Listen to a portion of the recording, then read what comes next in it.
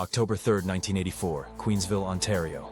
Christine Jessop was just 9 years old, a shy but cheerful girl who loved animals, riding her bike, and playing with her hamster, a little brown and white puffball she'd named Whiskers. Christine adored her dad. He was her hero, and that afternoon she was excited, bubbling with anticipation. Her father was supposed to visit that evening, and she couldn't wait to see him. But Christine would never make it to that visit, because the man who would take her life had already tried once before. He had been watching her, waiting. He failed to lure her the first time, but predators like him don't give up. And when he came back, Christine didn't stand a chance.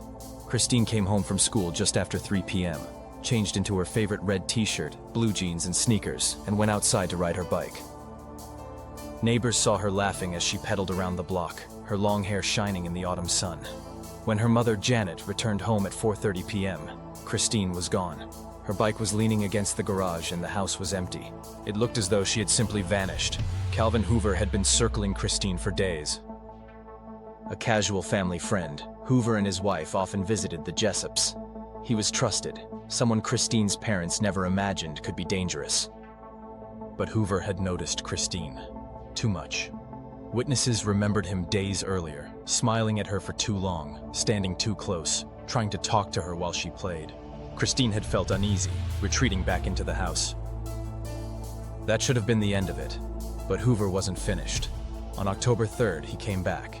He knew Janet wouldn't be home yet. He waited until Christine was outside and approached. And then he made her an offer Christine couldn't refuse. Hoover told her he could take her to see her father. Her dad was in jail at the time, and Christine wanted desperately to visit him. She believed Hoover was helping her. That's why she went with him. Not because she didn't know better, because she trusted someone she knew, and he used her love for her father to lure her away.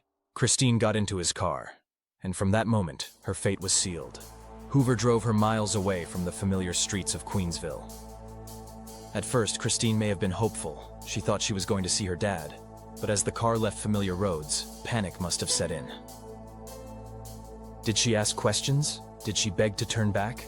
We can only imagine her fear as Hoover kept driving, ignoring her protests.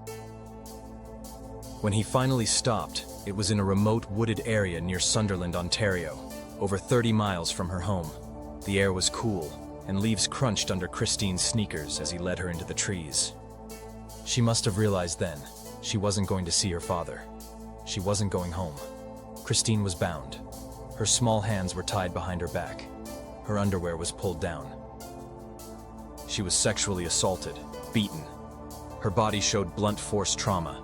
She had fought, tried to resist, but she was only 9 years old. Finally, Hoover stabbed her multiple times, killing her there in the woods. He left her face down among the leaves, like garbage, and drove away. Christine likely died within hours of being taken, alone and terrified in that cold forest. It wasn't until December 31st, 1984, almost 3 months later, that a farmer discovered her remains. Her body was partially decomposed, scavenged by animals. Her red t-shirt was torn, and the ropes were still around her wrists.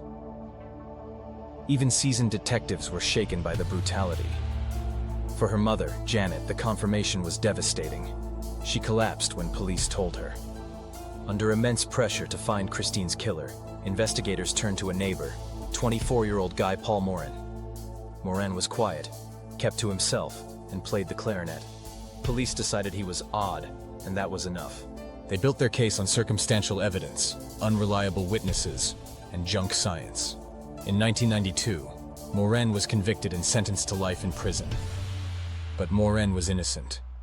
He spent 18 months behind bars, mocked as a child killer, losing his job, friends, and future.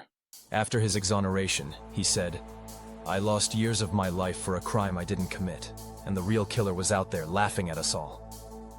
In 1995, DNA testing on semen from Christine's underwear proved he wasn't the killer. He was exonerated and later awarded a $1.25 million settlement. But his life, and the investigation, were forever scarred, and Hoover remained free, his name never even on investigators' radar. The Jessop family never stopped grieving. Janet Jessop died in 1996, never knowing who killed her daughter. Ken Jessop, Christine's older brother, carried the burden of guilt for years. He had once believed Maureen was guilty, even speaking publicly against him. After Maureen's exoneration, Ken apologized, saying, "We were wrong and we're sorry." But for decades, there were no new suspects, no hope. In 2020, Toronto police finally turned to genetic genealogy. Forensic experts extracted a DNA profile from the original evidence and uploaded it to genealogy databases. From just 35 distant matches, genealogists painstakingly built a family tree, generation by generation. Within months, they had a name: Calvin Hoover. Hoover had been right there the entire time, a family friend, someone Christine trusted. But justice would never come. Hoover had died by suicide in 1985, just months after murdering Christine.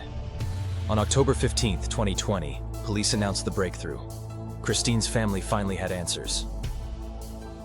Ken Jessop stood before cameras, tears in his eyes. "I wish my mom and dad were here to see this day. But at least now Christine can rest." Christine Jessop was just 9 years old. She trusted the wrong person twice. She survived his first attempt to get close, but the second time, he didn't let her go. And he used the one thing she loved most, her father, to lure her away. For 36 years, Christine's murder was a story of failure. Failure to protect a child, failure of the justice system, failure to catch a killer. But science, once again, brought the truth to light. This is Decades in the Dark, where science brings the past to light. Subscribe for more stories where justice never expires.